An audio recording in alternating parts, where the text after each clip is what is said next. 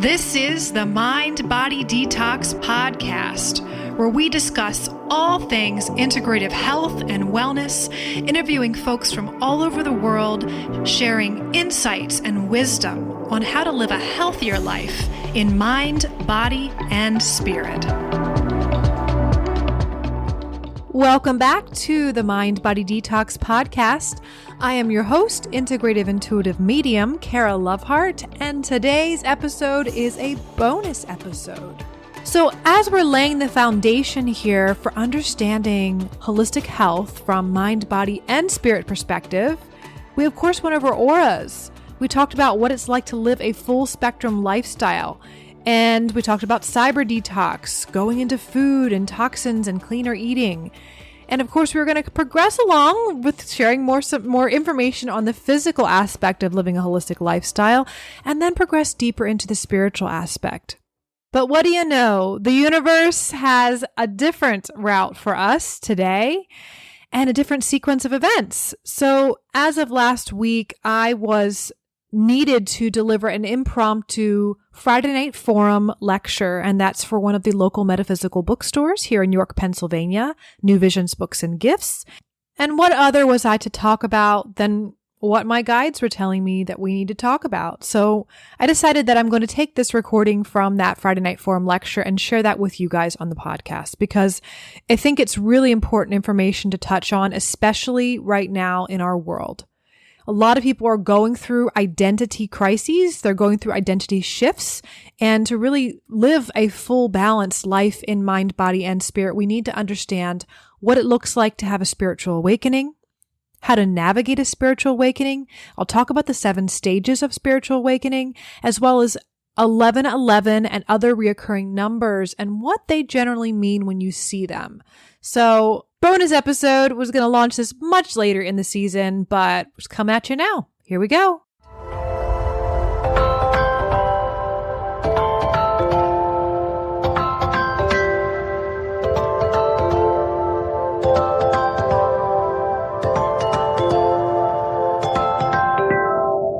I kind of feel like it's really, this is meant to happen. This is meant to be tonight, because there are so many people who are having what we call a spiritual awakening.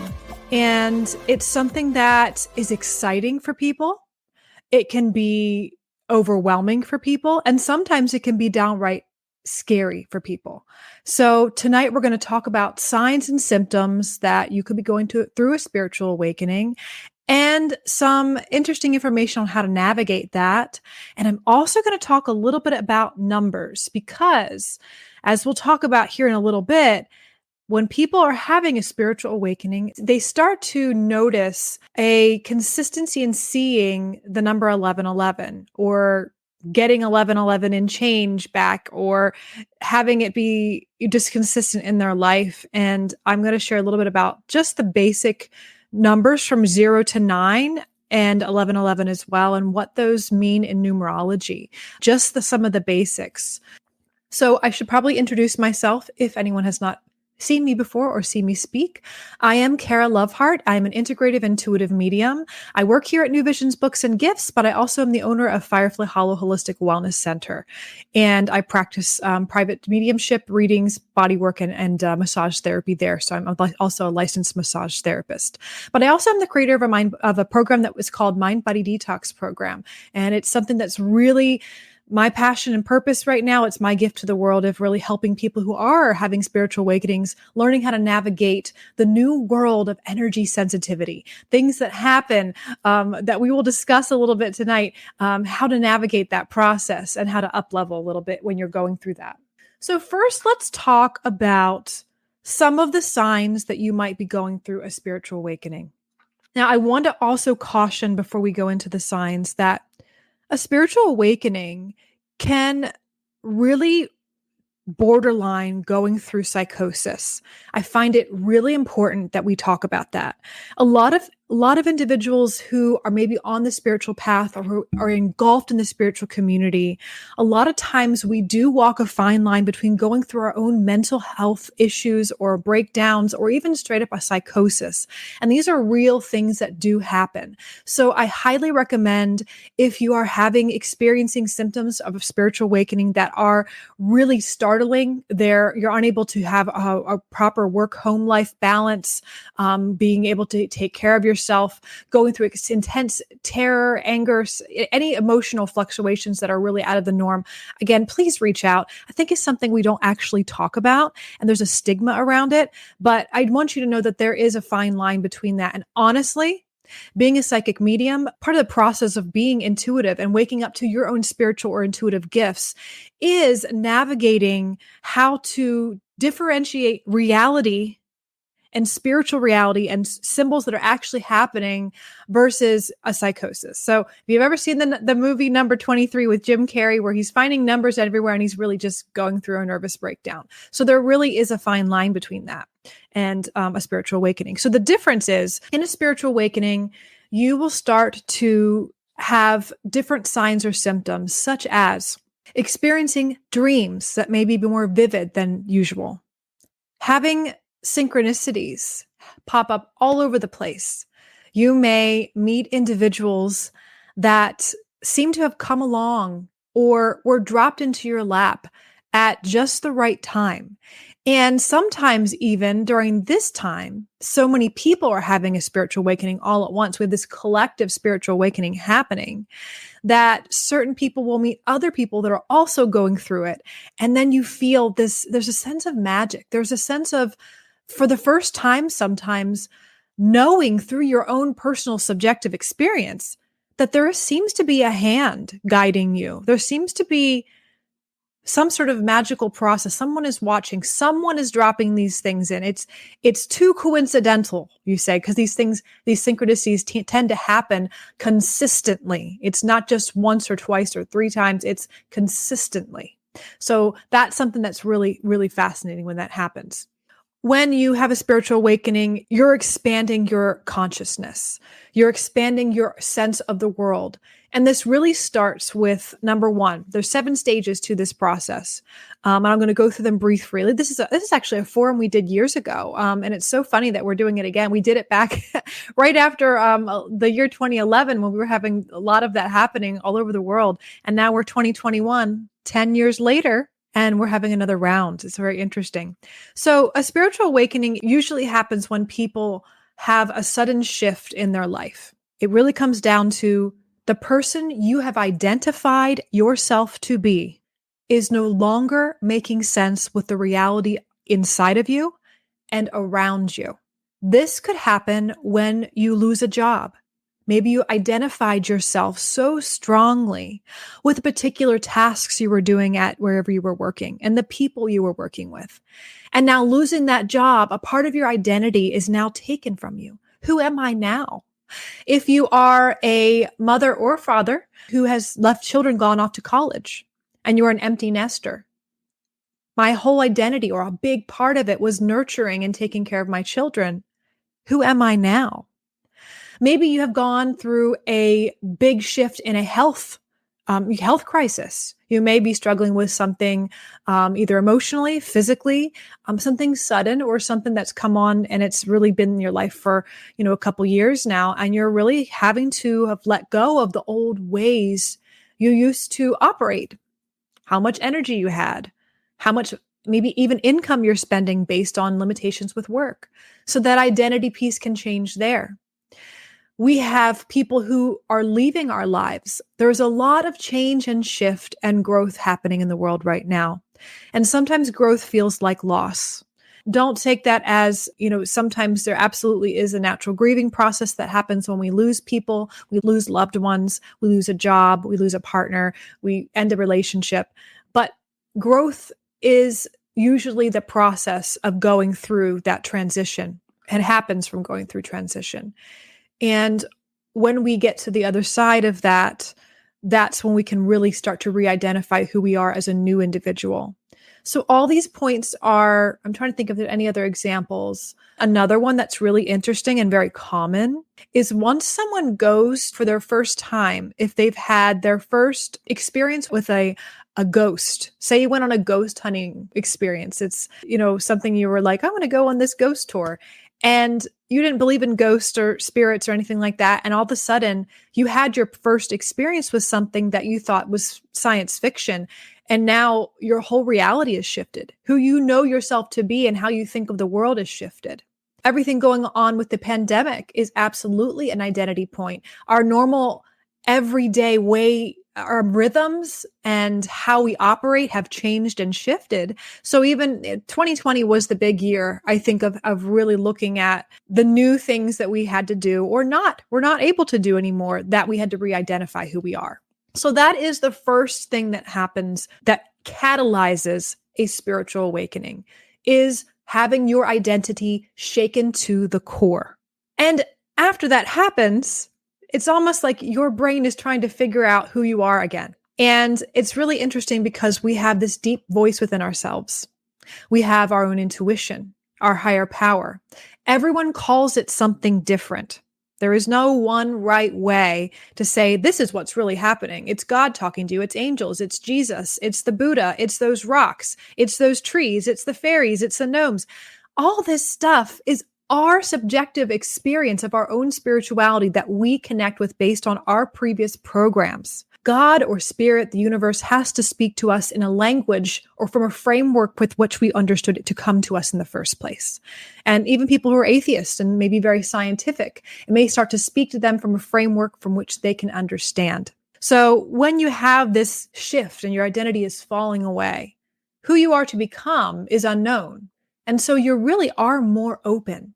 You are more open to a new way of perceiving the world, because the old rigid way of perceiving in the identity in which you were carrying is now stripping itself away.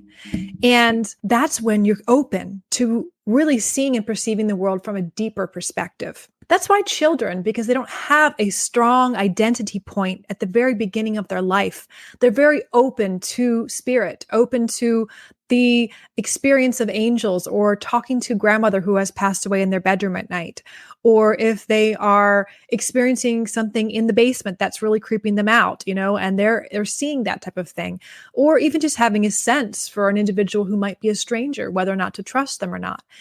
Individuals who are not programmed yet, we're more open, we're more perceptive, and we're more neutral, if you shall say, to not having preconceived judgments, but we're open to really having this sense of non-judgmental viewpoints that allows us to really see with a wider lens. Now, what happens when you see with a wider lens? This is where all the signs and symptoms come in. Synchronicities, seeing 1111, experiencing heightened sensitivities, experiencing even psychic experiences where all of a sudden your phone rings and you know who it is, and you just knew, and you pick it up and then you're baffled. Like, how did I know who that was? Text messages is a common thing. You may know that someone's upset with you or angry with you or talking about you behind your back, maybe even, and not have any proof until later on. You could also have just straight up experiences with spirits in general, whether it's earthbound spirits like ghosts, or you could be experiencing angels or Jesus or whatever your particular spiritual connection looks like for you. So what happens, I think, during this phase of when we have the synchronicities, we see reoccurring numbers, and it may not be 1111. It may be any number that really sticks out at you. You may keep seeing a specific animal that is jumping out at you, and you're like, why do I keep seeing all these deer? Or that's really strange. I'm having these really close encounters with specific species of animal out in nature, or not even in nature.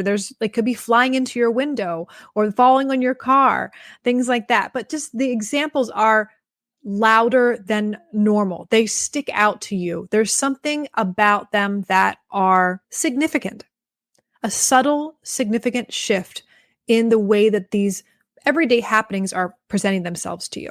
So you have a choice during that time. You have a choice when you're going through this shift to continue to hold on to every thread of who you thought you were to be and to try to rebuild yourself, this new identity point, based off maybe a little snippet of who you are still, and really start to anchor yourself back in.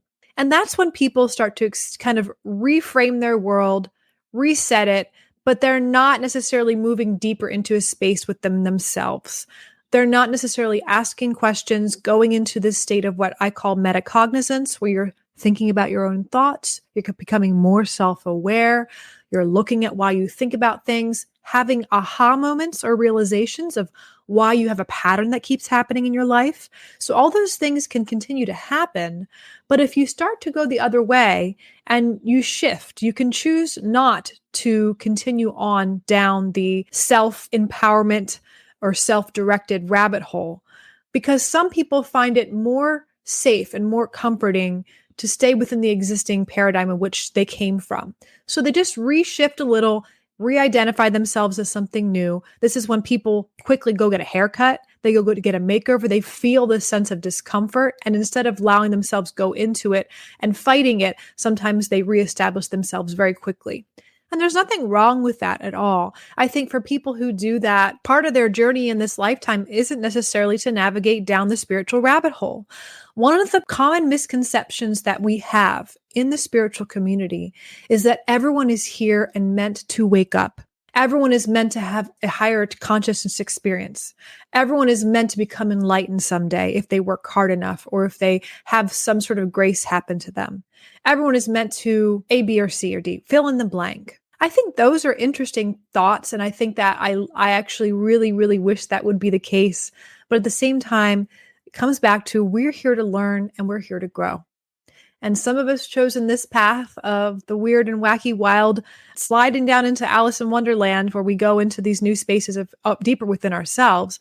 And some of us just want to stay on the surface. Some of us like that shallower end of the pool, and that's pretty much okay. So that's something before we go in here that I want to also make really clear, that there is no judgment for people who are not going through this experience. It's not that you're better than them or you're more awakened than them or you're more woke. That's something that's placed out of human judgment. And I think that that's something that really needs to get clear. And please share that with other people along your journey, because it just creates more separation and polarization and spiritual egotism, I say, of, oh, I'm more enlightened than this person. I'm more aware. I've been on the journey this long, or I see 11:11 this many times a day and you don't. I'd rather us not have that in the world, but it's still going to be there anyway. So if you decide to take I was like the red pill and the blue pill in the Matrix, right? If you decide to not reinvent yourself very quickly and to go deeper down the rabbit hole of spiritual awakening, this is where you start to find your teachers. You immerse yourself in new podcasts, in books, in maybe a new community. You found a new YouTube channel that you love, or a new movies, or some sort of literature or resources that are providing you with a deep new understanding of this new world, this new identity in which you are actually creating. You are manifesting, you are molding this new sense of self along your path. And this is something where people get really overwhelmed, but also in a good way. I love this when you are new to this experience and you feel a crystal for the first time and feel something coming off of it. And you're like so excited. You're like, what else is there? You want to turn every rock on this planet under and look at all the different particular spiritual concepts that are out there. And I love this phase because it's just so open. It's so curious. It doesn't have any preconceived notions. There's no cynicism. There's no jadedness that happens, to certain people as they go along their path sometime in their journey. We go through different phases. So it's a really beautiful phase to be in. Wonderment, curiosity, and openness to all that you can learn. So pick up as many books as you can. You don't have to learn it all at once. When you're in that part of the phase, remember that it's not that you need to learn everything, that what you're supposed to learn will come to you when you're supposed to learn it. When you're ready, the teacher will appear. And that's where you could go a whole 2 months, 3 months learning all about Reiki or learning about dream interpretation. And maybe you're going down the next rabbit hole of personal empowerment, now trying to better your health and how your diet relates to your spiritual process and your connection. So wherever you're at on your journey, go there, let it be. You don't have to get it all at once. You're going to kind of figure out during this process what you want to focus on. So for me, I am a continuous learner. I have my main focus in my journey on personal empowerment for myself and learning to manage my energy field as a psychic medium. It's been a really big, long journey for myself, but for me, it's fulfilling. I keep being drawn back to more tools, more literature resources that can help with that focus. So that's where I'm focused. You might have gone through trauma in your life, and you might use maybe meditation or mindfulness. Maybe you use supplements, crystals. Maybe you connect with a certain spiritual dogmatic philosophy or something that you really seem to find that helps you. And you always come back to that whole trauma piece of that's what I'm doing to help me continue to work through that process. Or if you went bankrupt or something with losing a job during that identity crisis, sometimes it's looking at all the different ways you can learn to use the law of attraction or manifest your life to really learn a new way of engaging with finances and resources in a way that maybe is better for you. So that's really cool when people kind of find out what their just natural inclinations are during this phase. So I'd love to hear you guys, share in the comments of what you found so far on your journey. And again, if you've been doing this journey for a long time, I want to remind you that we're having another upgrade, I guess you could say. And really, it's just, again, it goes back to the psychological piece of when you don't have an identity point and you don't know who you are, that's when we start letting our autopilot go. Our autopilot, it be in the driver's seat. And the autopilot is really stripping away all identity and ego piece from ourselves so that more of our spirit, more of our truth is running the show. And I'm going to stress if fear is not in the way. It's absolutely really, really true there. So once you really find out what you're really wanting to focus on, that's when you start to really join a group or you find something that you're focusing on for a good period of time and you dive really into that and find your people, your teachers, your gurus, whatever that is. And this is the stage where people can stay in for a long period of time. And I think sometimes for the rest of their lives. And there's no right or no wrong with that. But I find that during this time in history, it's particularly important to allow people a new idea, a new concept, particularly in regards to finding your own truth, your own journey, and using the tools and the little breadcrumbs that have been put along your journey synchronistically, using them to find your way back home to you. What happens sometimes is we can absolutely go to a teacher or a guru or someone that is a prophet. There are healer, there are coach, there whoever it is. And we can sometimes have them as a helper in our lives. And that is awesome. But then sometimes we have the I call it the Sagittarian view. Like I have a lot of Sagittarius in my chart, astrologically speaking. But the concept of that is you find something new, you look under the rock. Oh, that was cool. You move on to the next thing. And that's you. You're a never-ending explorer. And that's great. Now, some people travel and they find something and it doesn't seem to be what they're looking for. They're trying to find something to help, something to heal, something to bring whatever it is they feel lacking into their life. And sometimes they can get jaded. Well, that teacher wasn't the person. Well, they only knew so much. And when you're first on the journey, it can be fine. But if you've been doing it for years, you start to get really bogged down of constantly, and this is the misperception that happens, constantly trying to find the answers in someone else. And that's why we would get frustrated if you're in that journey, that part of the journey. Because I would urge you, if you've been a spiritual seeker for a very long time and you're starting to become jaded on the path, I would request to ask the question of what part of me is ready now to maybe find the answers within me. Now, if you're a spiritual seeker and you're perfectly content with that, and you're like, I've been seeking for 35 years, I'm perfectly okay with that. You may just be this beautiful Sagittarius type of person that just wants to learn and grow and learn and grow, and you're curious, and there's no wrong with that. But again, if you've gotten jaded with it, you've had expectations of someone or a particular philosophy or book, or now crystals don't work, now this doesn't work, and you become upset with the spiritual community. That sometimes happens where even in any other religious faith that's not spiritually based, because spirituality is based outside of religion, although you can have a religious dogma that you follow and also be spiritual. They're not separate things. But it can happen when you're in any religious dogma where you're just like, well, this isn't doing it for me. I need something else. And that's okay. I wish for everyone to always find the answers they're looking for. But I think I have a secret. All the answers that we're looking for are from within ourselves. They're always within ourselves. And I think that externally seeking them is part of the process. If we're a seeker, it's part of our always process because we just love to learn. But there comes a stage in the spiritual awakening process where you become the master for yourself, where you are seeking for yourself. You still have people that you go to help you. You still have counsel. You still have community and people that you learn from other people. You're not always going to be the 100% source of information. My journey has really gotten me to a point for my own particular life is that any answers I seek are here right now in front of me. Always. All the answers I need are always here. Now, it may not come from me.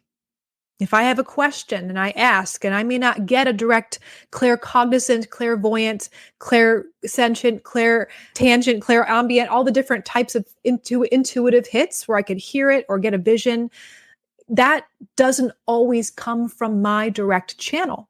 Sometimes the information comes from a bird floating on the window and waving at me and looking at me in a certain way. Or it comes from a perfect stranger that comes up and says, a certain thing. Or it comes from being in the grocery store and a particular song is playing and there's a lyric or a line that answers the question that you've been asking. Now, this is also things that will continue to happen to you during the awakening stage when you're experiencing the synchronicities and all that. But it's really important to really allow yourself to go in that space where you are the person that's going to be giving yourself the permission to be your own guru.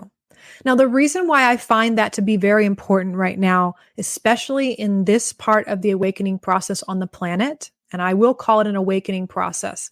Really, you could flip the script. We could say, actually, it's you could go really pessimistic and negative and say, well, actually, it's this process. Everyone's going through some sort of weird crisis because of the pandemic, which is true. But during the chaos really breeds a lot of creativity. Creativity comes from chaos. So during the chaotic times, we have so much opportunity to harness the energy of chaos to create something new for our lives. Because when we have our day-to-day lives where there's not chaos, where there's rhythm, there's everything's the same, right? There's not a lot of room there to grow. There's not a lot of room there to try new things. Sometimes we get stuck in these patterns and this rigidity. But when there's chaos, we're like, well, I give up. I don't ever usually go to the park on Tuesdays, but I'm going to go there anyway. And I don't have to plan it out exactly. And that's kind of how it's been with the pandemic because things have shifted so much and changed and it's up and down. For some of us, allows us to have more exploration of the chaotic nature of the universe during this time and what it can do to create things for us. And I bet some of you out there have experienced just during this time where there is circumstances that you wouldn't normally go to this place or that place, that due to you doing that and making that choice, you met someone or you experienced something that you would not have experienced if you were in your regular rhythms before the pandemic. So that's why, again, this collective global awakening, this consciousness rising that we have on the planet, having on the planet. Now, again, I think it's important to remember too, that during this process, some people choose to, there's that red pill or blue pill in the matrix. You take one or the other, and there's no good or there's no bad. I really, really, really don't like the polarization. That's my own personal opinion of saying that, someone's choosing to stay asleep or they're not woke. It creates more, it's not loving. It's just not loving. And I think that if you can look at with compassion with the world, that what happens in the brain when we are overwhelmed and there's a lot of change and there's a lot of upheaval is that we go through a collective trauma. So trauma isn't just having, sexual abuse or being beaten or being, having death threats. There is just the trauma of life and the trauma of change and the things that we're going through. It's very different. Trauma is very different for different people, but different parts of the brain start to shut down. Three parts of the brain. We have the stem brain, the reptilian brain, which is where our reactivity comes from and where just our natural primal instincts come from to just react and jump on someone. And that's actually the part of the brain that's really the most active right now. We're in this fight or flight response. Then we have the limbic brain, which is our social brain. We're connecting, we're our emotional brain. And then we have the neocortex, which is the one you say to your teenager that, yeah, your frontal lobe is not developed, sir, because you're making some pretty bad choices. Well, what happens when we go through collective trauma, like we are right now on the planet, is again, you have the choice. You have this red pill, blue pill moment where you kind of start having this like, oh my gosh, all my identity, my control, who am I? What am I doing? What's happening? It makes you go down a path where you're having synchronicities. You kind of just let things go and you're just going with it and you don't know what to expect. And that's when you're open. But then the other part of it is you shut down. So I want people to remember right now that on the planet, people are going through somewhat of a shutting down process, and that's okay. And that's really when the frontal lobe is it's not active. That's why you might have people that you love that are making decisions that you don't agree with. And you say, they're a smart person. Why are they deciding this? Doesn't make any sense. It actually does make sense because if you're in such stress, the parts of the brain that really are connected to each other to really connect the pieces of what's going on, what is not based out of just survival, that kind of thing, what's best based for a group of people versus just, each his own. That doesn't make sense to someone who's in that space. And every one of us on this planet has that hardware. Our brains all operate that same way. And we all could be in that position where we are choosing to do something that's maybe more behavior based out of reactivity and could maybe harm people unintentionally, say things we don't necessarily want to say. And I know you probably had that happen to you. It's happened to myself. It's something that we've been watching and observing in the world. But this is where we can use the metacognition, which is thinking about our own thoughts and being aware of ourselves on a deeper level through a spiritual awakening process. The deeper we go and the more connected we become with our own selves, the more connected we become with our unconscious, with our subconscious, with our intuition. That's where it comes from, because that's why when we get dreams that are premonition dreams or a dream of someone who has passed or crossed over, a loved one, that's the most common scenarios people experience, intuition. It's because we're tapped into our intuition and our subconscious during dream state. The cool thing about a spiritual awakening process is you're starting to tap into that process during your waking state, because the hemispheres of the brain and just the overall brain, how it's processing and communicating, is connecting in on a deeper level. And that's just the hardware. There's a lot of, as an energy intuitive and seeing energy around people, I see a lot of stuff going on outside of it. It's kind of like we are the hardware connecting to the spiritual universal Wi-Fi. And the universal Wi-Fi is the information about our soul's purpose. It is the information about all the things that are happening in the world. And that's how connecting in psychically for people who are psychic professionals, that's how they do it. So it's really, really cool when you start to become more aware of that. And if you're becoming more highly sensitive, you consider yourself an empath, you're someone that's really, really oversensitized to that. That's part of the spiritual awakening process. You're learning to now navigate a world that's no longer black and white, that's no longer just physical third dimensional space. It is a world of energy, vibration, frequency, feelings, sounds, lights, senses beyond the five that can become overwhelming until you learn to manage it. But that's why I'm here. I have different levels and layers of, I call it the spiritual onion. You're kind of peeling off these layers of your own spiritual awakening and things you need to let go of. And there's different phases of that, of learning to navigate. So if you are choosing the stage of becoming your own master, it doesn't mean that you are going to have all your answers on yourself by yourself. Again, I'm going to just circle back to that. But it's going to allow you to look at where your life is not in alignment with your authentic self and who you are becoming or who you are now.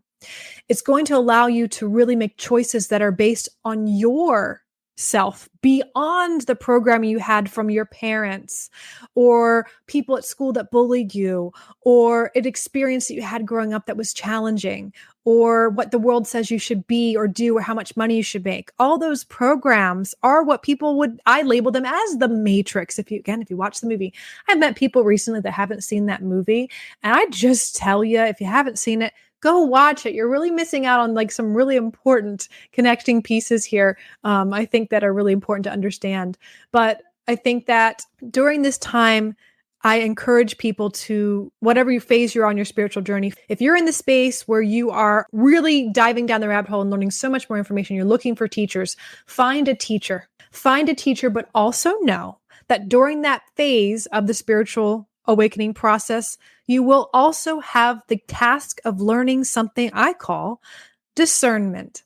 It's a very important part of that phase, because you will run into teachers, books, people, things that maybe aren't in the most highest integrity, people who do not have your best interest at hand or in their mind, I guess you should say.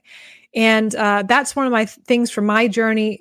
I think I spent 10 years of my life feeling so upset and so wounded from my own journey, where I had experienced charlatan psychic professionals, people who I was allowing help me but didn't have my best interest, who were more kind of abusive. They had a lot of power issues. But at the same time, I understand now in my journey that we all go through these experiences of attracting people into our life to teach us how to have our own empowerment, to learn discernment. And having empowerment and trust in yourself and your own messages that you get, you can't really start to trust yourself until you learn discernment. You learn to discern what the difference is between someone who has your best interest in and feeling out versus the naivety and that comes with just open curiosity. Because when we're naive and we're open, we can, of course, be like little children and have no idea what we're walking into. And so I usually ask people, when you are seeking a spiritual teacher, ask your inner guides yourself. If you're not feeling like, I don't know, I'm not intuitive, I'm getting stuff, but it's not fully 100%. I would say the best thing is to really just tune into your physical gut. That's really the biggest, most strongest powerhouse, no matter what psychic sensitivity you say you might have, or if you don't feel like you're having dreams or anything like that. I don't care who you are. If you don't even believe in that stuff, the physical gut has the most nerve endings in the body. The solar plexus and the stomach area has the most physiological nerve endings in the entire body. That's why every single one of us on this planet, when we have met someone that we don't like, feels something weird in our stomach. Or if we've had a power struggle with an authority figure that doesn't feel right, or you're nervous to meet your dad or mom and you're in trouble, like you feel it in your stomach. That's an animalistic sense that we have naturally. But also when you meet someone for the first time, or you have a feeling of someone strongest in that, we have the most nerve endings really active there. So I would just say, if you're not trusting that yet, is this person that's the teacher for me? Is this the book for me? Is this the path for me? It's in my highest and best for me. Sit there and feel your stomach. Maybe eat a meal or drink a cup of tea or something, and just wait till you're done eating and see how it sits. How does it sit? Trust the physical part of your body, because until you learn to navigate the world of energy and the non-physical world, go with the physiological third dimensional part that you've been in your whole life. You may be very aware of your body most of your life and now are kind of tapping out of that and tapping into more senses that are beyond that. So I'd say go with the thing you've already learned how to drive, your body. Your body knows best. So trust that first before you go and really connecting with a spiritual teacher, just so you can learn that discernment lesson a little bit quicker. You may make mistakes first off, but it's really important right now, because any time in the world history, when we've had a pandemic, when we've had a chaotic global event, that is the time when the seedy underbelly of the spiritual community, of the psychic community, of the charlatans, of the individuals who are selling you snake oil. It's not just in the spiritual community, but it's also in the world of supplements. And anyone who wants to make a buck can sell you something that might give you a sense of safety and security during this time of fear. So this is the time where we can be easily manipulated. And that's why I feel very strongly about getting past that third step of getting your teachers, people you can really trust to teach you and navigate along the way. And a really good teacher will help you to help yourself. A good teacher, you will have a sense that they want you to empower yourself so that you don't need them in the future. My job on this planet is to work myself out of a job. I want to create a space where all the people that come to me can become their own mediums and connect their own self to the other side, not just to spiritual in that sense, but just their intuition in general. So it's not just mediumship, so that I don't have to help people in that sense. My job is to help those people connect, because not everyone connects and learns this to do it professionally. That's another thing to remember. A lot of people really have their spiritual awakening and go, oh my gosh, I should be a Reiki healer. Or, oh my gosh, I should be a professional psychic and start doing tarot readings. And you can do that and do it on the side. There's nothing wrong with that. But everybody can learn to play the piano, but not everyone becomes a great musician. Everybody can learn how to maybe do construction, but not everyone really enjoys building houses. It's really a really important thing that I think not everyone thinks about. Now, I don't want anyone out there is like, oh my God, I was just starting my own business as a Reiki healer or whatever. Don't get discouraged by what I'm saying. Go back to, what does your body say? What does your spirit say? What are you supposed to do? What's your purpose on the planet right now? But I think it's really, really good to really bring the power back to ourselves. We've had so much misuse and abuse of power in our whole entire world for the last how long in history. And this is the time now that we get to take our power back. Now, power doesn't look like this masculine, overprotective or over rigid or over power over somebody. There's different types of power. And the type of power I'm talking about is this sense of knowing within yourself, a centeredness, a compassion, a person who has integrity in themselves, but also the ability to have boundaries, loving yet firm boundaries when they need to with others. That power is soft. It's not hard, but that softness is strong.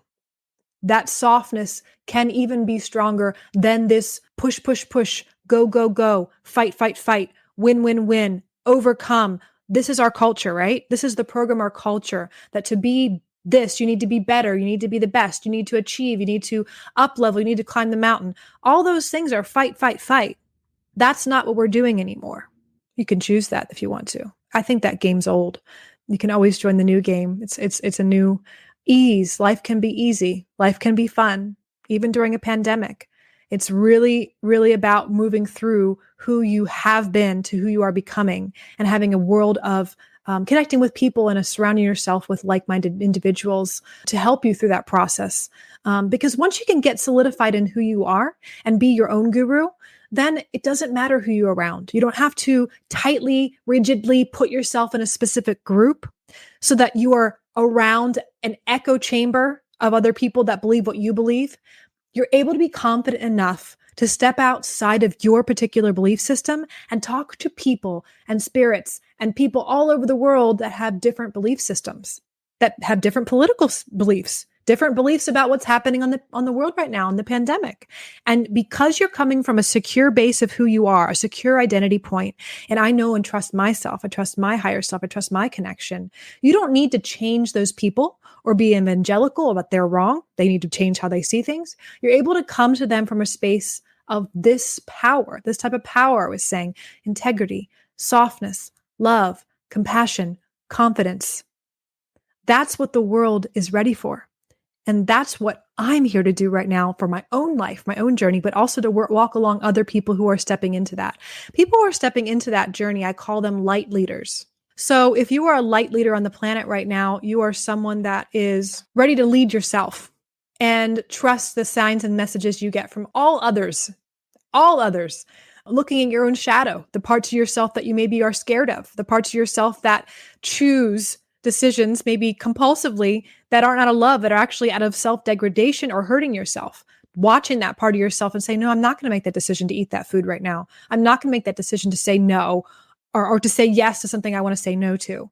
So the light leaders are here to lead the new way of loving the world through compassion and allowance and neutrality, not separation, evangelical fighting what's right or wrong. But at the same time, have complete allowance of those who are in that space of polarization and fighting, because they still have a purpose. That's their purpose for their lives right now, to fight, to stand up, to speak out, whatever it is. That's bringing them a sense of empowerment, a sense of contrast from maybe the old self that they were, and really helping them fulfill a part of what they want to be and who they want to express. And it's not for us to judge what's right or wrong for them, but the allowance is a lot more powerful. And it really does. If you think about it right now, there's so much noise in the world, so much chaotic noise, that it's become so common that the only thing that's going to stand out now in that noise will be stillness, softness, compassion, You'll be walking along and everything's, and all of a sudden there's a clearing, there's a person just sitting there completely kind and peaceful. And it's such a contrast from what you're used to seeing that there's something about that person that's a breath of fresh air. And the more we see that, the more we be that for ourselves, the more we will become a light into the world to help shift the world into a space in which it's really looking at to balance things out. It's not that they think that the world doesn't need to be chaotic right now. That's perfectly okay. But the universe is a correcting mechanism where it always seeks balance. So you could go through a period, the age of enlightenment, where everyone was enlightened, everyone was happy and peaceful and loving and all that. But that gets to a point where it gets boring, like that movie Pleasantville. Yeah. Again, I'm moving these movie references, but people get bored with that. Then someone wants to come in, the Loki or the chaos, person wants to come in and make some sort of, he wants to shake things up a little. It's boring here. That's really the higher perspective, the zoomed out perspective of this world, because we see it from such a grounded human perspective of our lives, because we're so attached to our house, our children, our spouse, little things like maybe our spouse is cheating on us. Like those subjective things that we're going through are absolutely valid for our human experience. But we always forget that our universe is so big and that we are so tiny and that there's so much more that's happening. And I think it's really interesting to just shift that perspective sometimes and remember. So after you have kind of gone through all those things, I think the last stage is just mastery, really allowing yourself to be in a space of who you are and continue to grow and know that you'll always be shifting and changing. I think they say before enlightenment, carry water, after enlightenment, carry water. It's the same thing. So if you are seeing 1111 and you are experiencing not just 1111, but a lot of different numbers that are repeating, synchronicities, meeting people, I would just say go along for that ride and allow it. Don't pull for it. Don't look for it. Don't worry it's going to go away. Because when you do, when you worry, you shift your space, you shift your perspective into expectation. And remember that the identity point in which you had come from, in which you were trying to let go of, tries to re-solidify as something new. And then you have an expectation of what the world looks like, how your schedule is, how things are supposed to be. And you're less open to just being in the present moment without expecting what the next moment's going to offer. And when you're in that space of openness and presence, that's when the synchronicities happen. For myself as an intuitive, I cannot get any information and cannot do a good reading or a good energy session for someone and really tap in if I'm not fully present. That's why if any time in my life, part of my integrity as a professional is if I have specifically something, I have a 14-year-old, something happens with him or my family, and it's something that's very stressful. As a human, I go through those things too, right? That's when I say, you know what? I have to reschedule my clients. It doesn't happen as often anymore for myself, but it's one of those things. If I know I'm not going to be able to remain present, I'm not going to get clear information from the universe, clear symbols, clear images, whatever it is. And it goes the same thing for you. Even if you're not doing psychic work professionally, you are still intuitive. You are still psychic. Everyone is. Everyone is. And those who think they are not are just kidding themselves. And they're actually creating an expectation that they are not. And when you open up to that, again, you're in that present space. That's when you're allowing information to flow. You're noticing the subtleties in your environment, noticing just being. And that's when things can jump out at you. The softness can allow maybe a louder sense of softness to boop at you. Hey, look at this billboard. Hey, this song's playing, but this phrase of the song is just louder than it was. That's interesting. I noticed that. So I think that those are just experiences that we have along our journey. Now, I will speak to one more thing about the last week, this last 2 years, but this last week has been a quickening. So I used to work at a chiropractor and we'd see about 200 patients a day. One of the things I really found fascinating about it as an energy intuitive is being able to see the energy around people and seeing how everyone kind of gets in the same vibe, they get in the same space. So one day they'd be like, oh man, I'm so tired today. Everyone's tired that day.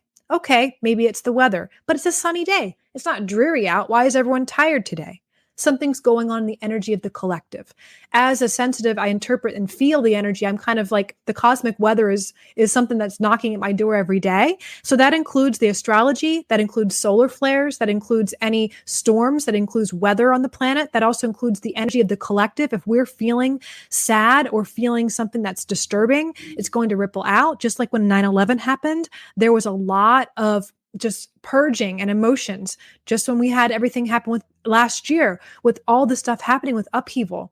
And just even now too, when there's something that shifts and changes, when you have a group of people that are feeling a certain way, it ripples out. I mean, think about it. If you're in your own family and your partner or your spouse or your child is having a freak out, everyone in the house is going to feel it, especially if you're intuitively sensitive or empathically sensitive.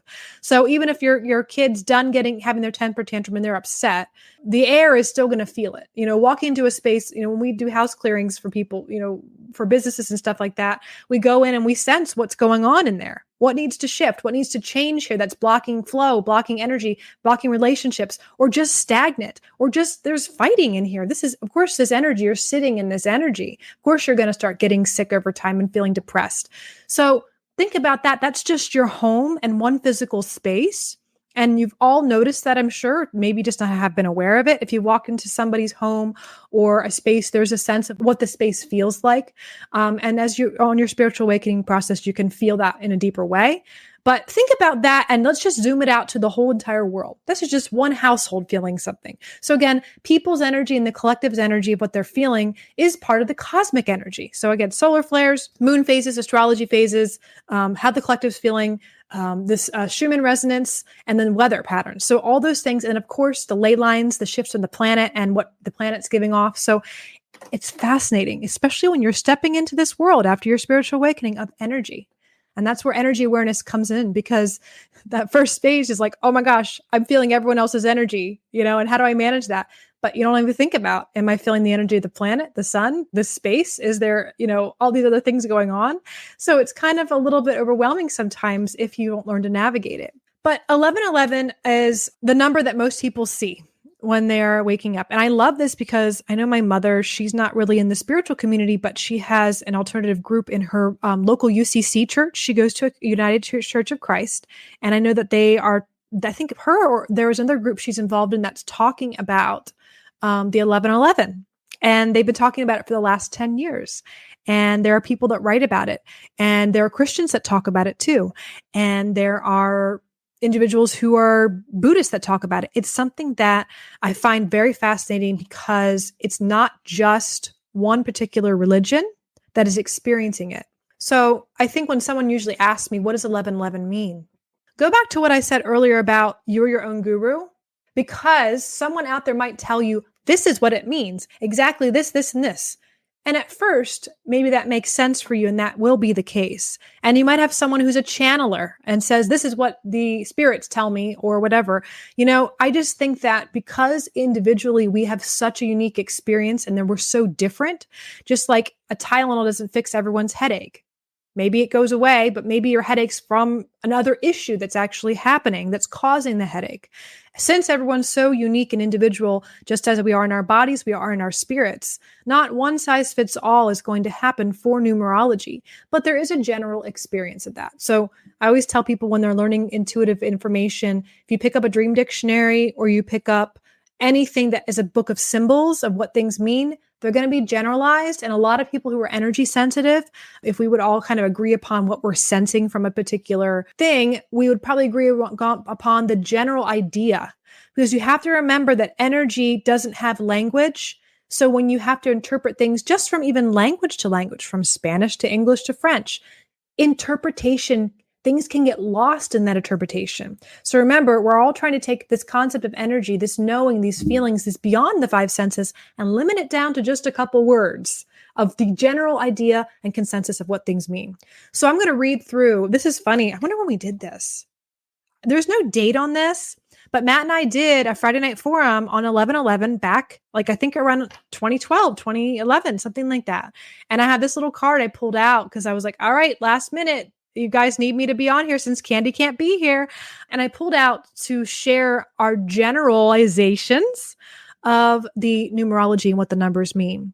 And there are some amazing books on this at New Visions. If you want to pick up a book on numerology, if you are seeing repeating numbers, if you are seeing particular animals, and again, you're in that phase where you're learning, one of those books is very, very helpful.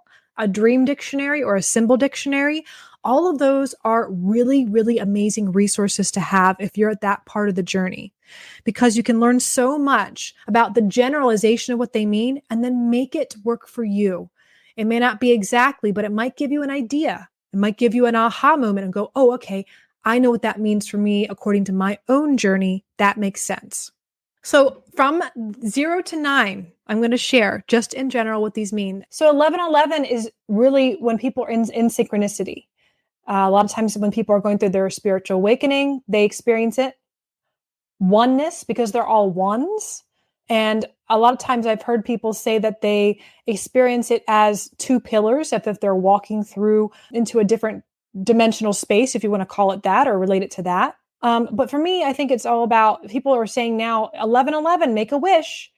And I find that interesting because 1111 is really about awakening you to yourself and to knowing yourself and reminding you and showing you that you are the creator of your life, that you are on the right path. 1111 is just one of those spiritual breadcrumbs to remind you that right now, where your energy's at, how you're thinking, how you're eating, how you're sleeping, whatever you're doing, pay attention, because on this trajectory right now, where you're at, that's helping you. So it may change the next day, but as long as you can kind of listen and see what keeps me in this flow of synchronicity. Usually it comes down to love and acceptance. But sometimes we fall out of it. We don't see the awakening patterns anymore. We don't see 1111. We don't continue to experience it. But when we're continuing to experience it, we're in the flow. And I think that that's the biggest thing I would say takeaway just with 1111. So going to 0, this is really the source. This is manifestation. This is the beginning. So if you're seeing a lot of zeros everywhere, look at where in your life are you beginning something? Are you starting? 1 is leadership and beginnings. 2 is balance, so partnership. If you are looking for a relationship or a partnership or a business connection and you keep seeing 2s, and maybe before you meet a particular person, or if you're seeing it in a dream, that might be significant. 2 is a balanced number. And usually even in Feng Shui, if you're looking to attract a partner in your life, have things in your home in pairs. So that includes, if you have a candle set, don't have 3 or 4 candles, have 2. Have 2 things next, 2 nightstands, one on each side of the bed. So 2 is a number of partnership and balance. 3 is mind, body, and spirit. So that is really the Trinity. 3 is really significant in just history for a lot of different religions, but I think Ascended Masters is one of the things that people usually talk about when they see 3s. For me, that's pretty significant. I'd say that's pretty right on from my subjective experience as an intuitive. Whenever I'm seeing 3s, it's really given me information to tap into some of the information from the teachers who have come before me. So if you're seeing a lot of 3s, I would suggest you to tap into what one of the Ascended Masters taught. And people are like, if you're out there going, what the heck is an Ascended Master?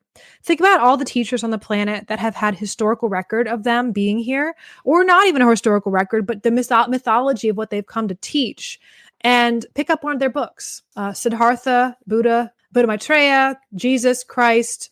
Some people say Disney. I don't know about that, but I think the Ascended Masters are really people who here have made a really great contributions. Even sometimes saints, people who have crossed over, who we have more recent record of, those are Ascended Masters. I think there's a lot of really good books. I don't have it in here with me now, do I? There's this book I read about 10 years ago that kind of popped off the shelf at me again. That's another experience. You might have books just jump off the shelf at you. Sometimes literally, actually, too. But there's a book called The 7 Sacred Flames. It's a channeled book by Arlia Jones, I believe. I think that was her name. But that's a really good book that connects with Ascended Masters. I know you can get that at New Visions Books and Gifts, and that is also there. 4s. So think about 4 legs on a table. Creates a really solid structure and a foundation. 4 in a square. So sacred geometry, a cube has these 4 different points that make it this square. It's basically a square in 3-dimensional space. So it's very solid. And it's not easy to roll around like a sphere. So it's really good for structure, and it's good for physical manifestation in the sense that it's there to support. So angels and spirit guides are usually representative of the number 4 because they're there for support on a spiritual level. And then 4s can also represent work. 5, I would not be surprised if a lot of you are not experiencing consistent reoccurring 5s.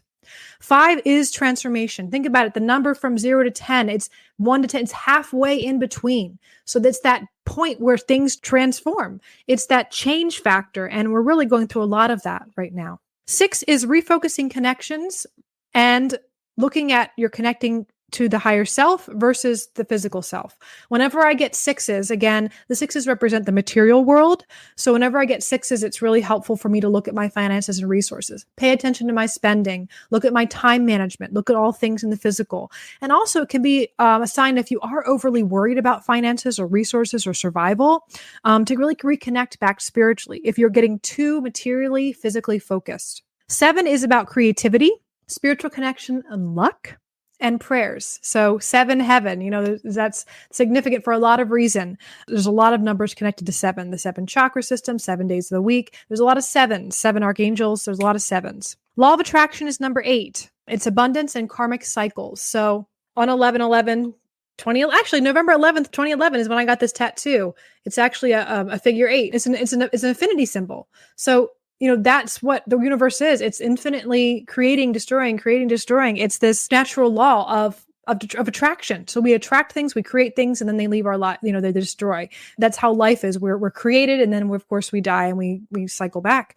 Karmic cycles. So it's cycles. It also represents abundance because the universe is abundant. It's overflowing with abundance. It's all about not getting into a lack attack, as I call it, and redirecting your energy to focus on that abundance. So if you're seeing a lot of 8s, just maybe it's looking about shifting perspective and looking at what is abundant for you, looking at maybe you are about to manifest something if you've been worried about it, or maybe you're going into a new cycle. And then 9 is the finish line. It is really endings. It's letting go. So this is another one. If you're not seeing 5s, I would say you're seeing 9s, because 9 is this need to just let go of the old. It's time. You have to let go of things before it can, something can be rebirthed. But anyhow, that was our original forum. I'm so glad I had this little card because I thought, oh my gosh, it'd be really fun to share just what we had written down.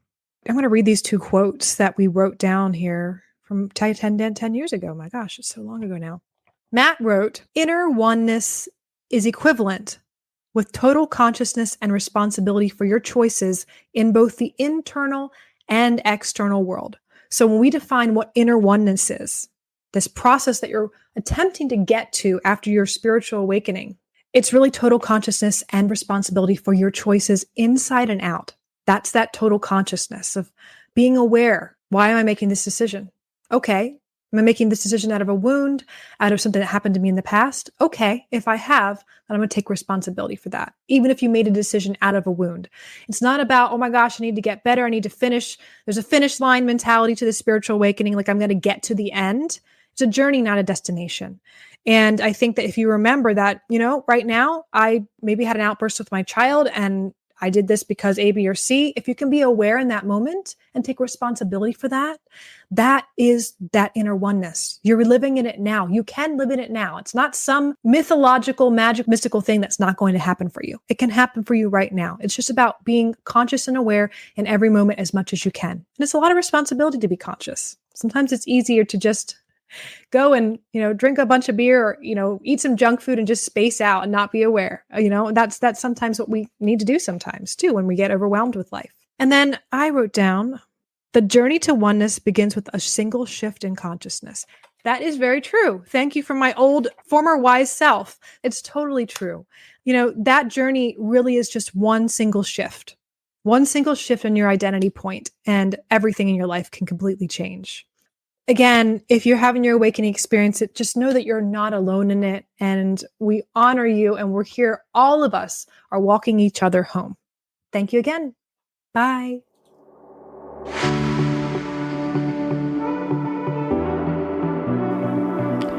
Thank you for listening to the Mind Body Detox podcast. We wish you wellness and health in your mind, body, and spirit. And be well until next time, my friends.